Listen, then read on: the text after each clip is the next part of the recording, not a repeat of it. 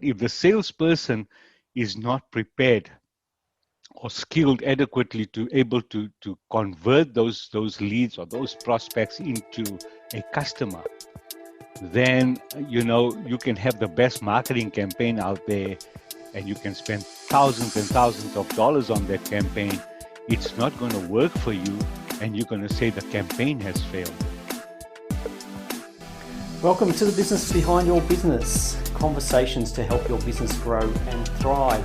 Hi, I'm Paul Sweeney, founder of Pretium Solutions, chartered accountants and certified business advisors, hosting the Business Behind Your Business.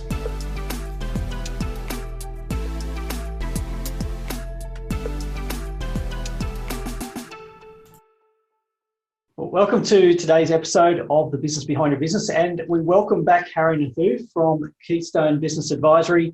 And Harry, today we're going to be focusing on the sales process, or selling in what we call the new environment. So do you want to give us a bit of an introduction into how that concept applies to business owners everywhere? Yes, thanks, Paul, and thanks for the opportunity to come back on doing this podcast with you. Paul, to answer your question, let's briefly touch on where we are here and now in our life. Whether it's in our personal or business life, we are living in a time of extreme volatility and uncertainty. And as business owners, sales managers, and salespeople, we can no longer rely on traditional practices. The practices we have become so accustomed to and comfortable with throughout our lives will in most cases no longer work. For salespeople, this pandemic is actually changing how you engage with customers. So as salespeople try to manage this new reality, they also need to adjust themselves and become more agile and flexible and be able to adjust to the new demands both internally and externally, and adapt to how the organization will sell to new changing customer habits and needs in a very difficult economic landscape. So the level of emotional intelligence will be more important now than ever before. Paul, as Charles Darwin once said, survival goes not to the strongest or the most intelligent, but to the one who is most adaptable to change. So this changing environment, this new environment, right, is changing the way we're going to do business. And as you know, no sales equals no business. That's the hard reality, not only for the business, but also for the salesperson. No sales equals no job. And so salespeople must learn how to separate prospects from suspects. And I want to share with you a couple of golden rules here. The one golden rule is that you spend more time with better prospects. And the key to remember here is that the prospect has a need that is unsatisfied. The prospect has a problem that is unresolved. The prospect has a goal that has not yet been achieved. And the prospect has pain that you as a salesperson can take away from them. Mm-hmm. So business owners and sales managers and salespeople will need to embrace this new reality of selling if they want to survive and thrive in this new landscape.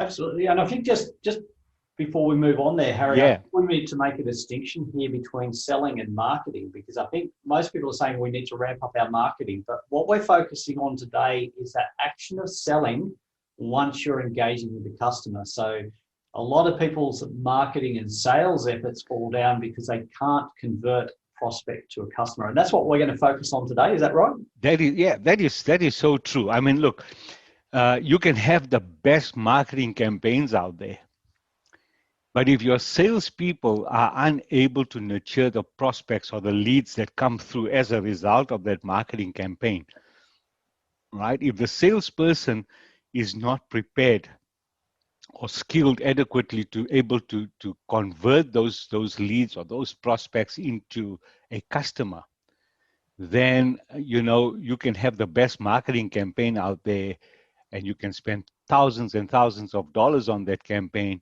It's not going to work for you, and you're going to say the campaign has failed. It's not the campaign that's failed, it's your salespeople that have been unable to convert those sales. And so, that brings me, actually, that point brings me to another golden rule, and that is building the rapport and trust. So prospects don't care how much you know or how good you are until they know how much you care. And that is the key thing here. How much do you care as a salesperson? So listening to your prospect and building trust, asking questions. Remember that telling is not selling. So when you're telling your prospect that how good your product and service is, or how great your company has been performing and how well it is known, they don't care.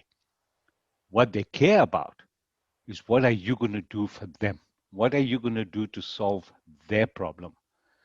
And so, this distinction between selling and marketing has got to be separated. It's while they say that sales and marketing, there's a huge overlap, and yes, there is, but you got to be able to your salespeople have to have the skills to be able to live up to the marketing campaign. So everything that you're preaching out there in your marketing campaign, your salespeople have to actually live up in the delivery. And for the small business owner or this medium-sized business owner, often the salesperson or the sales team is the business owner. Yep. And I think we're hearing a lot, which is... Yep, go on. We're hearing a lot these days where a lot of, particularly with these online businesses that have developed, that the marketing strategy is acting as the automated salesperson. And I think many businesses, particularly, are not built on that structure. They're still built on a process of selling people to people. So we're still dealing with a personal relationship with our business customers. Is that correct? Yes, that's true. But, Paul, I've got some statistics to share here with you. That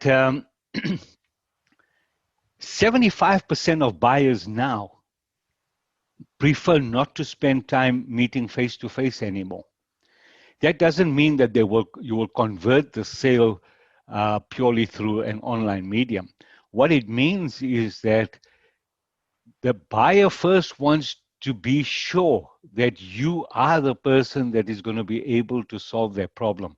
So you will have to go through at least about 16 touch points with your client before you will actually have that face-to-face meeting with them to discuss the finer details of the sale process.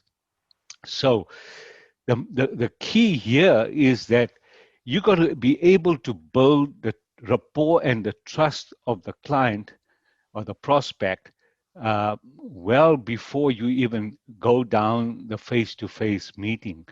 And so more and more businesses today, selling today is a global marketplace for products and services, and you can't reach everybody face to face. So the technology has made it possible for us to now engage with people via things like Zoom, and so a lot of that initial touch points are actually taking place via these type of mediums before you actually meet with the client, where possible, where you can meet with the client on a face-to-face basis. Yes, even last year, you would find that there were more people trying to do business via face-to-face meetings, and you would go and you would have a coffee or lunch with a client, and you would try and build rapport that way.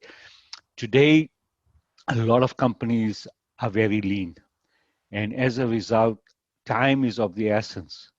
They want you to be able to show them that you can service them, that you can take away their pain point, that you are the best person to solve their problems, that you are a trustworthy person, and that you're going to be able to not only solve their problem, but you're going to be able to give them the kind of experience where they don't have to keep coming back to you for answers or to get things done.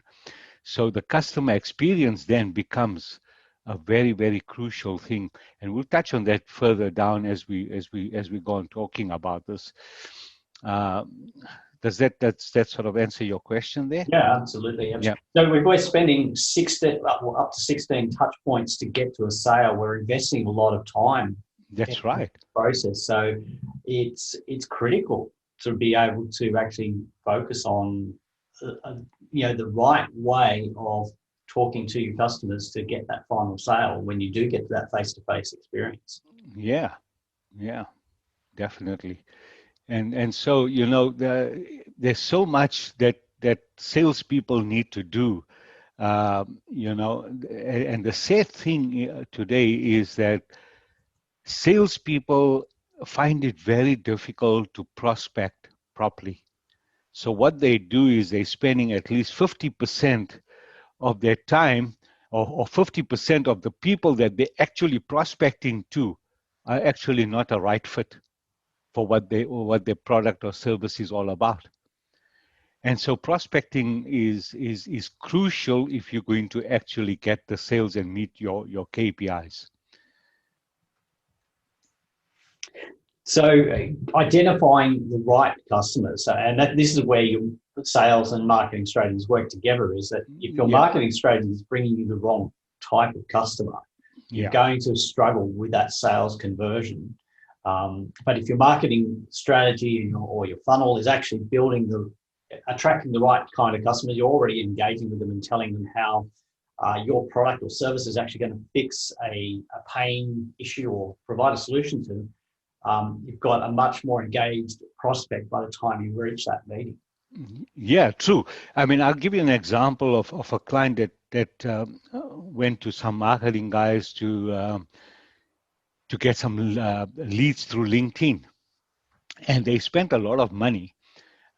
Firstly, there to get a marketing guys who would use their sales navigator to try and attract people, and they have these automated systems that can attract lots of people. Sort of once you put in the criteria of the type of prospect that you're looking for. A typical one is I don't know if you heard of it. It's called Duck Soup, DUX. SOUP, Duck Soup. So Duck Soup is one of those platforms that you can use for prospecting people in bulk numbers. And so they showed us this, and they said, we got over 2,000 leads that have come in through LinkedIn, but we're not able to convert many of these people into a prospect and have that conversation. And so we asked them for us to have a look at that. And what we saw is that a lot of these automated campaigns, what happens with them is they look for certain keywords in the prospect that they're looking for. And let's say they're looking for financial planners. So anywhere where the word finance or planning comes into that person's profile, it immediately picks that person up as a prospect. And when you see that, right, and you contact those people, they'll say, well, why are you contacting me? Because I'm not the type of, I don't need your services. I'm not in that type of business to be able to utilize what you have to offer. And so when you go through that list, you'll find that you probably, get rid of probably 50% of those leads are actually a waste of time. And so, we tend to tell our customers that you got to be very careful in how you use LinkedIn. While LinkedIn is an excellent platform for lead generation, you also have to be careful how you use it. And then once you use these type of automated systems to get you those large amounts of leads, you have to actually go through every lead before you contact them, because it is so embarrassing when you're contacting people who tell you that, why are you spamming me? Because I'm not interested in what you sell. So marketing has got to align, and salespeople, this is the other thing. When I was working in corporate, marketing department did their own thing. They would go about and say, right, we're going to run a campaign on this. Salespeople are not involved in that. They come to find out after the campaign is been finalized or launched. That is very bad. In small businesses, that is not really a problem because they don't normally have that kind of large, marketing departments and that sort of thing. But the important thing here is that the salespeople have to be aligned to what the marketing guys are doing. And they got to have an input in what the marketing guys are doing. Because salespeople are the people on the ground. They know what is happening out there in the marketplace. And they are the best people, in my opinion, to advise what type of marketing campaigns and when they should be running certain types of campaigns. I don't know if you experience something like that. But that is so important that salespeople are actually involved in the actual marketing campaigns. And Yeah, that look, I think we certainly hear that a lot. That there is a disjointed approach between sales and marketing, and in your larger organisations or even your medium-sized organisations where you have a marketing person and a salesperson, they're not working together. Yeah. This is where your overall strategy needs to be formulated, and all parts need to be working together. It's the example of one leg wanting to go one way and one leg wanting to go the other. You go nowhere. That's right. So they have to work together. And I see the other thing I want to say on this is that often we see a business owner, because they don't have a dedicated sales team. So the business owner is often the salesperson. They outsource the marketing, but instead of delegating or collaborating with that marketing, what I call abdication happens. Yeah. They offload that service to a marketing person. They don't communicate. They don't work together. And then all of a sudden, the marketing person is delivering those leads which are not actually accurate. Yes. Yep. The business owner says, hey, you're not doing a good job. You're not sending me the right type of people. Marketing is useless. Let's not waste any money. I'll go back to what I was doing before. So we end up with this, a wasted resource and a wasted opportunity because there's no communication, no collaboration working on the same strategy together. Yeah, and that's why it's so important for small business owners in particular, because look, they have very small marketing budgets and they have to be very careful and very accurate also in who they're trying to target. So knowing your persona, the person that your avatar, who is your avatar, and that person is the person who you are targeting. If you're outsourcing the marketing to some external people, then they obviously need to know exactly who it is that you want to target, and they need to know all sorts of things. It's not just about geographical reach or the demographic of the person. It is also the psychology of those people that you're trying to target. What it is that those people would typically experience, what type of challenges would, for example, if you got a young family and both parents are working, they're trying to obviously come up in life and maybe save up money to buy a house. Those type of people need certain things. They have certain challenges, and if you offering a product or services to challenge those to attract those type of people, it is so important that you have that persona laid out in a clear way so that you know exactly what your niche is and how your marketing team is then going to look for the right prospects for you. Otherwise, you will have a disconnect and you'll have wasted a lot of money, as you said. Yeah, and we see that still with salespeople that, again, they'll go and chase, I guess, low-hanging fruit, but it's the wrong kind of fruit. Yeah. Look, this is the thing. Salespeople need to know that who are they targeting, and this is the one of the biggest challenges that salespeople face, because sometimes there's unrealistic demands put on them in terms of the amount of sales that they should be generating, and they should also be contacting so many people every day. You know, when I worked in corporate, I know that the salespeople, um, you know, in our call center, they were told that they had to make so many calls every day. And every Thursday was what they call a power hour. And that power hour was to call as many people as you could in that 1 hour. And you shouldn't be spending more than 2 minutes at the most with a prospect. Now, really, in this day and age, that doesn't work. Nobody is going to want to talk to you, and nobody, and at least not the buyer on the other end. Firstly, you got to identify who is the key person that you should be talking to, and that's going to take more than 2 minutes, you know.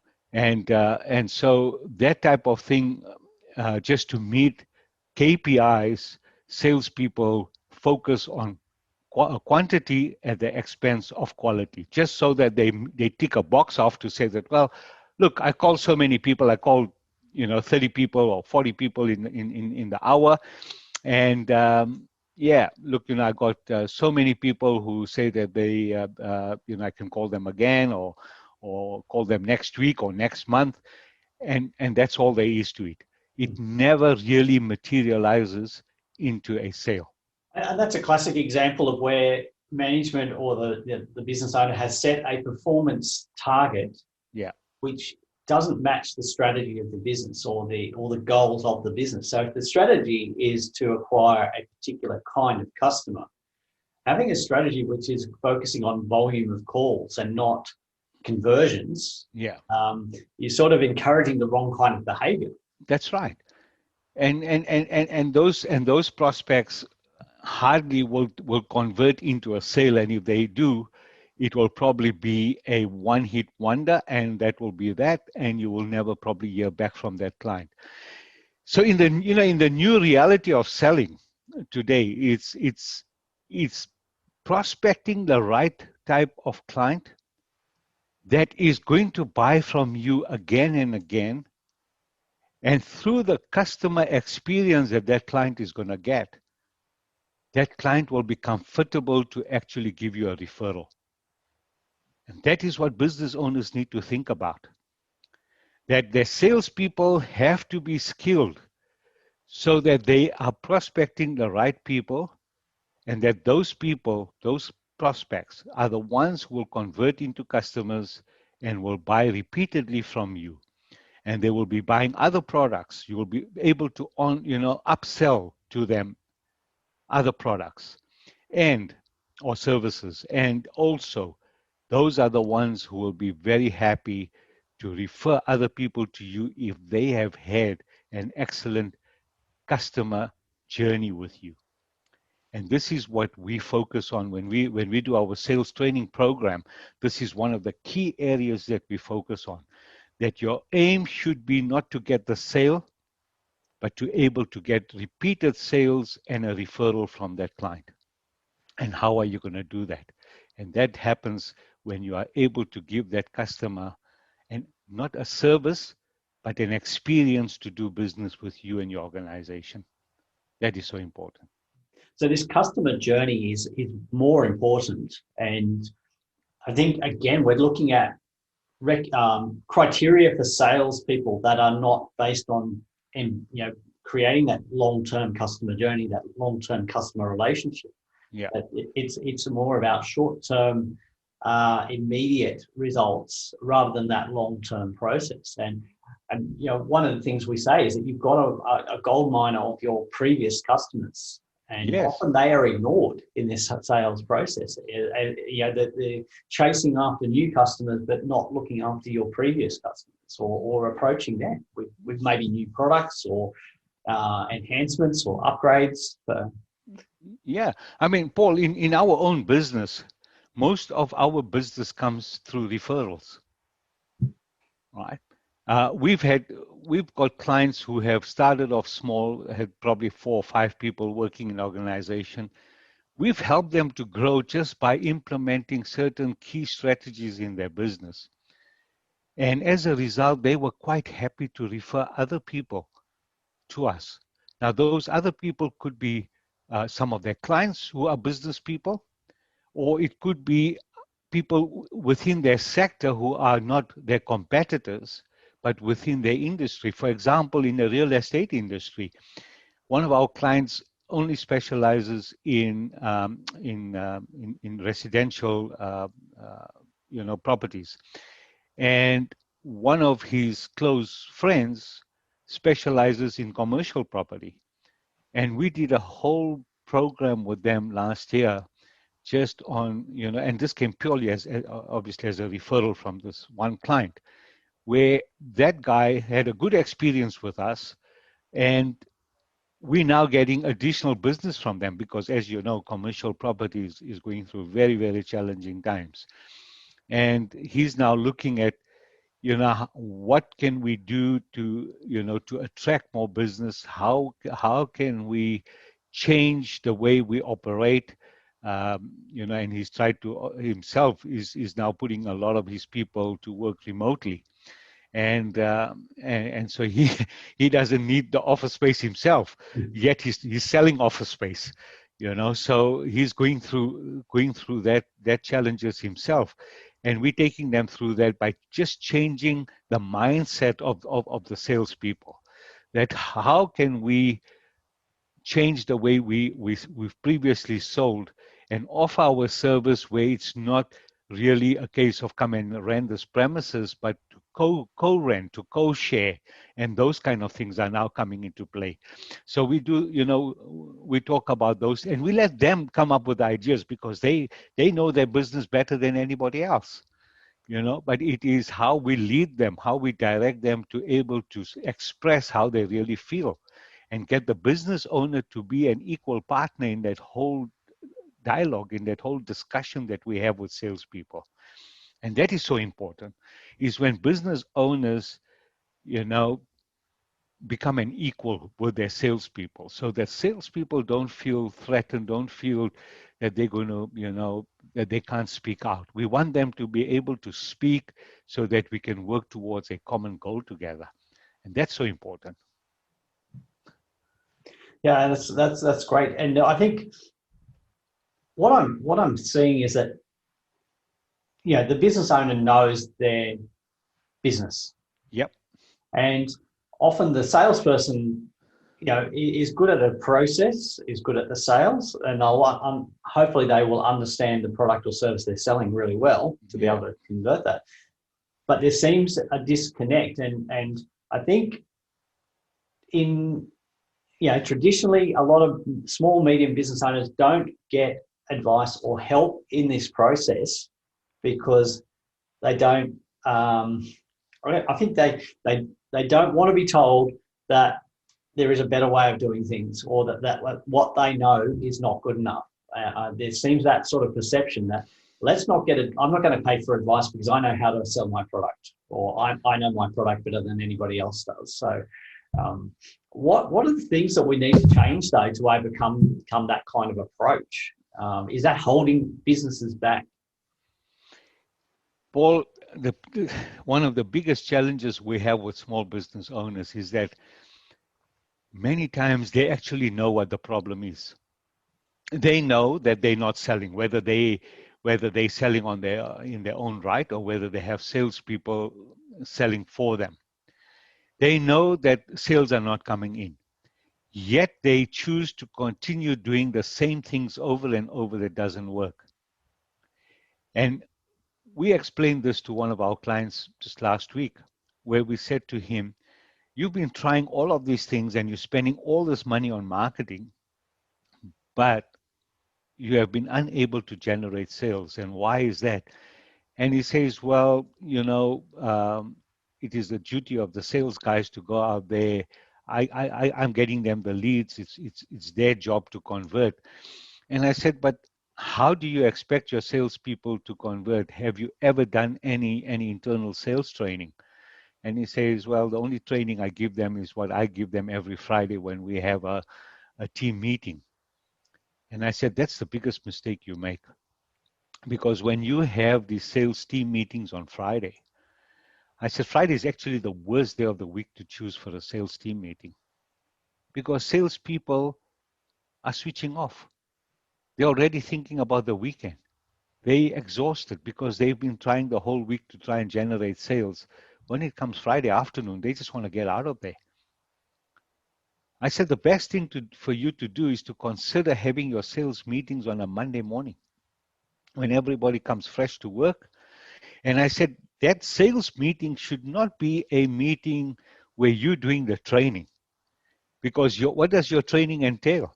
If your training is entailing that, guys, you got to go out there, we got to try and generate sales, we got to bring in at least 3 or 4 clients this week, or each one of you has got to bring in at least 1 or 2 clients this week. How is that sales training? That is just putting more pressure on your salespeople.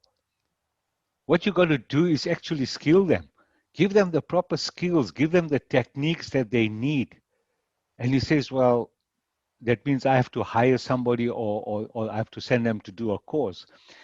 And I said, that's another mistake that a lot of companies make, is to go and send their people to a sales training course because they think that's going to solve the problem.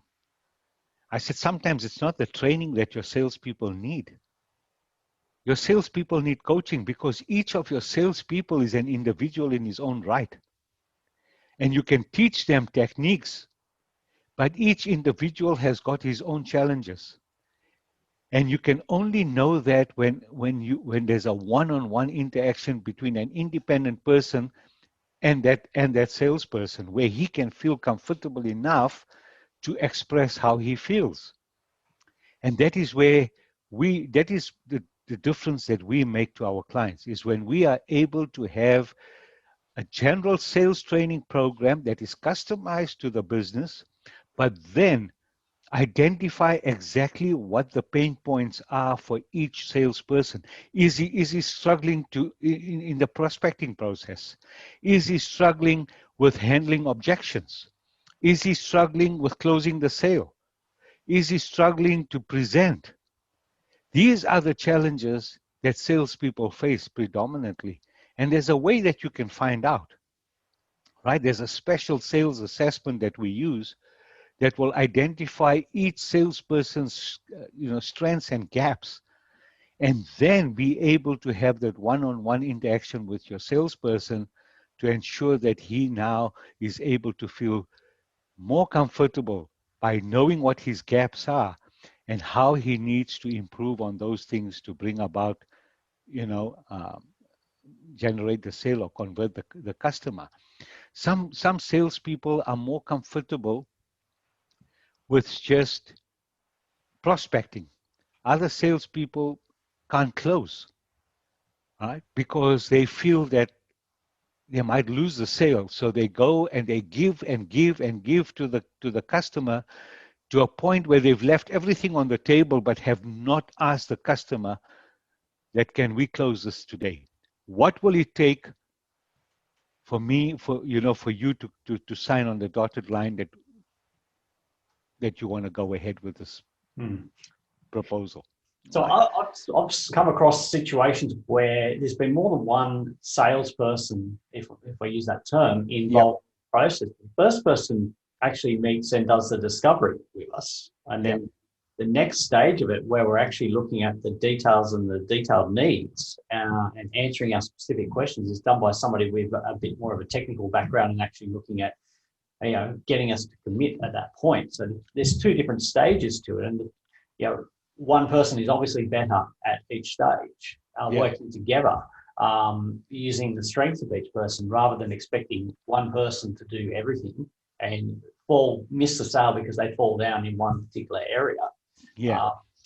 I guess that's an alternative, but where you don't have multiple salespeople, and most small to medium businesses don't have that luxury, is having your salespeople effectively trained, and identifying what are the areas they need to work on, or where they need to spend more time and attention in that process. I think that is essential. And look, your employees are a key part of your business. Also one of your biggest costs. So getting your employees to work to their optimum, getting the best results out of them, you've got to invest time in it. You got to invest time and money in them. You got to skill them, because with sales, Paul, it's changing all the time. As I mentioned, and that is why we have this program called the New Realities of Selling, because the way you've done business before, it's not is going to change considerably now as a result of this of COVID. And so there, as we know, the hard fact is that there are more sellers than buyers today, and competition is fierce. And so for businesses to survive and thrive in this environment, your salespeople have to be skilled. They have to know what the new realities of selling is, what they need to do. Selling, the actual sale in the whole selling process comes right at the end. It is everything else that you're going to do before that. Firstly, is obviously identifying quality prospect. But once you have that quality prospect, you need to build the trust and the rapport with that prospect. And so this, a client told us, the same client that I was referring to last week actually mentioned that, well, I've given them so much training on the product itself that, where objections may come, and how they need to handle that, and how our product is far superior than our competitors, and even our pricing is more superior than our competitors. A lot of people say it all boils down to price. It's not true. There are ways that you can actually handle price objections. And if you build sufficient trust and rapport with your clients, and you can show them that the value that you add to your service and to the product that you are selling to them, right? Pricing eventually is something that you can negotiate on. But in most cases, you will find that customers will be happy to pay you when they are confident enough that you are the best person that is going to take their pain away. And they'll pay for it. There's no need to drop your price because your competitor is selling it at 40 or 50% cheaper than what you are selling. It is who you are as a salesperson that is ultimately going to determine whether that prospect is going to buy from you or not. And it is not who you work for. It is not the name of your company. It is you as a salesperson that is going to make the ultimate change in the minds of those customers. And this is what we're trying to get across to a lot of business owners, that your salespeople are the brand. Now, having said that, never before in our lifetime has it become more important for salespeople to become more self-aware of themselves. Right? So emotional intelligence is such a critical part today of the whole selling process. Knowing your own emotions, because look, as salespeople, we all go through our own personal challenges in life. And we need to be able to deal with that when we are in a customer environment. How do we deal with the situation blocking our own personal issues out of the way? And business owners need to realize that salespeople are not machines, that that they are also human, that there is something that needs to change within them. And this is where the emotional intelligence bit comes in, that they are self-aware of their own environment, and they are self-aware of the environment in which they are with the client's environment. They have to be aware of their own emotions. They have to be aware of their social standing and what their social attributes are. That is so important, right? Their own level of motivation. How motivated are they when they are in a client-facing environment, whether it is over a Zoom meeting or whether it's a face-to-face meeting? How motivated do they present themselves to the client? These are the things that are going to make a difference to turning a prospect into a client, is when you come across confident to your client, where you show them that you know what you are talking about, that you are empathetic to their problem, that you understand what their challenges are. When you show empathy towards your client's problem, your client is going to start trusting you and is going to build rapport and build that strong relationship with you. And you will see as you continue doing that, pricing actually goes further and further down the line. Mm. Yeah. So I that's don't some know. great things there. We do need to make changes, and I think this situation has highlighted the need for us to make changes in our approach. Often, Yeah, we rely on how things we've done them in the past. They've worked in the past, but we're in a different situation now. yeah, We yeah. need to move forward. So just summarising, what are the key things that people need to act on here? What are some of the? Well, I think when it comes to salespeople, you know, as a famous saying goes, you're only as good as your last sale. And salespeople are required to perform consistently at every level under very, difficult economic conditions. So there's a high failure rate. And so to avoid that high failure rate, it is so important that salespeople are able to plan and execute in a way that is going to win that client over, right? So they have to keep focused. So these are the key things for salespeople. They have to plan, they have to keep focused, and they have to be able to execute.